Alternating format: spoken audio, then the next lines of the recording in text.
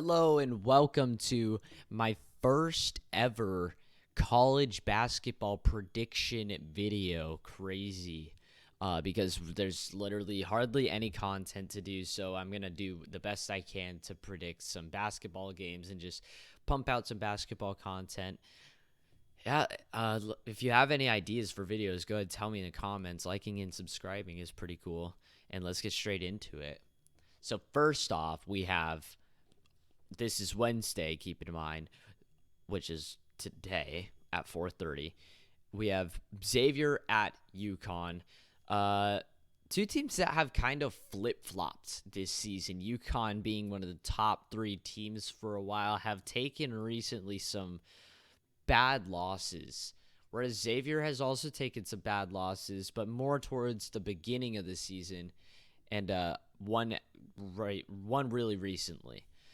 And with that being said, I feel like Xavier losing to DePaul, and from how much points they put up per game and whatnot, I feel like Xavier at UConn, this is just a big game for UConn. I'm not too sure Xavier will be able to keep up with UConn.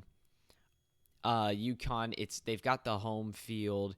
You know, they're not doing too well in their conference right now, but they have a ranking to fight for and a name. Surely a win in this will help them out a lot in the top 25 rankings, and a loss will most likely bonk them out unless they were to take another ranked win on Saturday. So, with that being said, I feel like the momentum is in UConn's favor here. UConn is favored by 6.5. I'm not quite sure they'll be able to finish that spread. I feel like this will be a close and action-packed game throughout, and ultimately a high score. Houston at UCF. Houston, I do believe they are the best team in the league right now. Houston just took a devastating loss to Temple. Temple being one of the teams that is fighting for the conference right now. If we look at the standings, Houston is 6-1. Temple is 6-2. If UCF were to somehow knock this Houston another loss, Temple takes that number 1 spot. Temple is 12-9. There's no way they will be ranked, but that opportunity is always there. So I don't know, but the last time they met and some of the other games UCF has played, they just don't look like they can handle it. At UCF, yeah, maybe it'll be probably a pretty filled game for UCF. They will be influenced by this. After all, they're 13-6, and a win against a top 3 team will most likely get you some receiving votes and maybe potentially a spot in the top 25. But Houston just took a loss against a team they surely should be beating. I don't know if they'll just quite allow it to happen again. But UCF will not let that go easy. It'll probably come down to the last minute. Georgia at Tennessee. If this was football, this would be a great game. But I believe Tennessee's a little overrated in my eyes. I look at them and I don't see a top 4 team. I don't see it. Taking a bad loss to U of A. Yes, at U of A, very loud crowd, very hard place to play at. I'll give them that, but I think U of A is a very overrated team. Tennessee really did not play well in that game either. Georgia, on the other hand, is very on and off. They can beat good teams and they can lose to bad teams. Georgia was doing really well in their conference. Let me go ahead and pull up their schedule here. They were doing very well in the conference. Their first conference game, you get Auburn at Georgia. Georgia wins. Georgia at Florida. Georgia loses at Florida. I mean, whatever. Then Georgia beats Mississippi State. Then they beat Ole Miss on the road. They take a pretty bad loss to Kentucky. And then they lose to Vanderbilt in a close game. High action. I look at Georgia and I go, they're a pretty middle-class SEC team. They're going to finish probably right in the middle from what we've seen. Tennessee will probably finish in the top, even though they probably don't deserve it. Tennessee should take this one, no problemo. They're going to have that home field, maybe even some pent-up anger after the football season was over. So, yeah. Butler at Providence. Let's go ahead and skim right past this one. Butler has struggled very greatly with their conference, and I don't think Providence will be any exception for this team. Butler has not put up many points in any of their conference games so far. They're 11-10 right now. It's like they put up 50 to 60 points each game. They beat Villanova, which was an exception, but yeah, like Creighton, UConn, Providence, Creighton again, UConn again. I mean, they just look terrible against the good teams in their conference. I mean, taking a 30-point loss at UConn is pretty embarrassing, to say the least. So I think Providence has a name to make for themselves. They're being disregarded. They beat UConn. I think they took a couple losses after that. They're 5 losses, and they just want to climb. I feel like they are being a little bit disregarded, and this should not be a loss for Providence. Mississippi State at Alabama. At Alabama, I just repeated myself. Pretty cool. Alabama is like right there with Houston for the best team in the country right now. I do believe Alabama is very good, but I'm not quite sure who is better. I'm leaning more towards the Houston side of things, but Alabama could be the number 1 team as well. Either way, both teams will most likely be a number 1 seed in March Madness. And at a time, Mississippi State was undefeated, starting to climb the rankings. And ever since then, they have just tanked. And I don't see Alabama having any sort of problem in this game. This should be just like another game on the schedule that goes by. In fact, Alabama probably will destroy. Alabama's a high-scoring team. Let's be real. Alabama does not take teams lightly. They like to put down a lot of points. 85 on Missouri, 78 on Vanderbilt, 106 on LSU. They won by 40. 84 on Arkansas, 78 on Kentucky, 84 on Ole Miss. They beat Houston 6. Barely beat Memphis by 3, but 91 points. Lost to Gonzaga by 10, 100-90. Beat the crap out of Jackson State.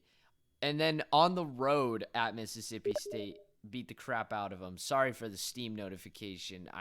I don't know why that had to happen right there. Yeah, they are just they also beat North Carolina, who was number 1 at the time, in quadruple overtime, 103-101. They're a very high-scoring team, and I don't think there should be any reason they don't continue down that path in this game. A&M at Auburn.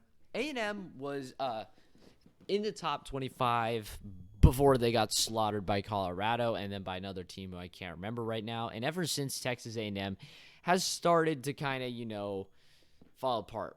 But recently, when they started playing their games, they beat Florida at Florida, beat LSU, beat Missouri, who was ranked number 20 at the time, slaughtered South Carolina, 41 points. Barely beat Florida again, but that's 2 wins over Florida, and then they lost at Kentucky. That's their only conference loss from what I've seen.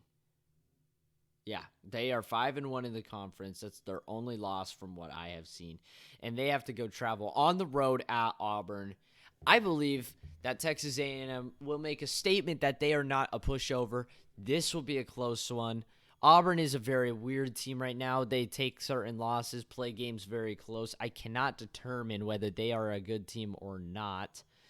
But I think this one will probably be very close, whether it turns out in Auburn's favor or in A&M's favor. I'm just going to say Auburn's going to win. Middle Tennessee at FAU. I didn't really look into this one, but I don't think FAU should have a problem. They're 19-1 right now, and the team they're going against 13-7. They're decent, but let's see who FAU lost to. FAU lost by 13 points at Ole Miss. That's their only loss. And yeah, I mean, they barely beat certain teams, but other than that, they walk over their conference 101-73 against Eastern Michigan, except Eastern Michigan kind of sucks. I don't see any reason why FAU shouldn't put up this many points and hold them to this many points. Purdue at Michigan. Upset alert. Upset alert. I'm saying this is an upset because Michigan had a rough start to the season, all right? They start off the season playing some pooper team win, barely beating Eastern Michigan, but they come out with the dub, beat the crap out of Pitt by 31 points, but then they travel to ASU and get their butts kicked. Actually, I don't know if that was at ASU. Let's see, where was this game at? I can't find the stadium. Brooklyn, New York. So it was not at ASU. It was one of those invitationals, but ASU beats them by 25. That's a pretty good win for ASU. Then Michigan barely beats Ohio in overtime, beats Jackson State, and then they lose by 2 points to Virginia, who's number 3 at the time. They lose by 4 points at Kentucky, beat Minnesota, beat Lipscomb, and then they lose by 4 points at North Carolina. Those are 3 games they barely lost. They played great in games that teams that are highly respected in the basketball game. They came seconds away from beating. They lose to Central Michigan at Michigan by 2. Bad loss. Happens. They beat the crap out of Maryland, who, I mean, shit, that's a 25-point game right there. Beat Penn State by 10. Lose at Michigan State by 6. I believe Michigan State is very underrated. Lose to Iowa by 9, but in overtime. They just fell apart in overtime. Beat Northwestern. I believe Northwestern's a good basketball team. Lose at Maryland. Barely beat Minnesota. And now they are here getting ready to play Purdue. Surely Michigan has a lot of incentive to win this game. It's at Michigan, which means it's probably going to have a lot of fans. Michigan's number 3 in the conference right now. Surely a win against Purdue will bump them above Rutgers in the conference, and it'll bring Purdue 1 game down to earth, pretty much. They had a decent lead. A win against them will be huge. It's also the number 1 team in the country. I don't know why you wouldn't play your darndest. And Purdue has kind of done this. Now let's talk about Purdue. Purdue has done this with their conference where they win games by 2 points in games that they should have lost. I'm going to say Michigan will play. They'll do a little Uno reverse card. Purdue's going to go down the court, put up like a 2-pointer, make it. But Michigan's going to go down the court and put up a 3 and take that 1-point lead and put the game away. Just like Rutgers. Just like the Rutgers did. UCLA at USC. I won't sleep on USC just yet, all right? USC barely lost by 6 points to Tennessee. It just got a little ugly at the end. And even then, a 6-point loss to that type of team is not bad. USC, then they lose by 5 to Wisconsin, who Wisconsin at the time was playing very well basketball. They beat Cal. Beat Oregon State by 1. We'll talk about that. I don't know what happened there. Oregon State may have almost beat Duke, but they are not that good of a team. They beat Fullerton. They beat Long Beach State. Then USC beats Auburn. That's a big win. Auburn was doing very well at the time. They were a 1-loss team, and all of a sudden USC beats them. They beat Colorado State. Then they beat Washington at Washington. Then Washington State beats the crap out of USC, or not really, 10-point game. But hear me out. Washington State is a very good fucking team. Do not sleep on it. And then USC at UCLA. UCLA wins by 2 points. 2 points. That is a devastating loss for USC. Well, USC responds with a 7-point victory over Colorado. Then they drop a 15-point victory over Utah. Then they lose to U of A in a pretty bad game. They overall did not show up, and U of A was playing like an actually good basketball team in that game. And then they beat us. ASU played like dick balls in this game. We could have beat them, but we didn't. We played like nutsacks. So we lost. And now it is UCLA at USC. I'm going to say they win it in overtime. Yep. USC is going to expose UCLA for what they really are. At least I hope they will. Because I believe USC has the ability. Now it's at USC. This will probably be a full stadium, if we are being honest, from the way the Pac-12 season is going with competition everywhere.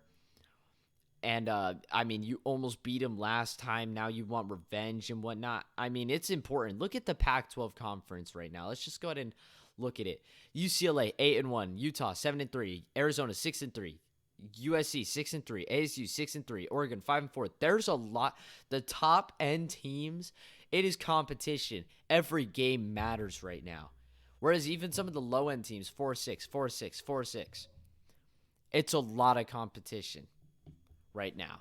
So I say that game is important. Speaking of Washington State, our second Pac-12 game, let's talk about Washington State. This is at Washington State as well. Washington State beats the crap out of Texas State, loses at Boise State. At least, was that at Boise State or was that one of those invitationals? No, it was at Boise State. Then they lose to Prairie View. I don't know how you lose that. They beat Eastern Washington, beat a crappy, weird team. Lose to Oregon at Oregon. Lose to Utah by 2 in overtime. Beat a crappy team. Lose at Las Vegas by 4. Close game. Lose by 6 at Baylor, who was number 11 at the time. Barely beat some weird team. Lose in invitational to Hawaii. I don't know that. I don't know if Hawaii's good or not. Then Washington State beats USC by 10. ASU beats Washington State by 6 in a close game. And then Washington State travels at Arizona, number 5 at the time, and beats them by 13 points.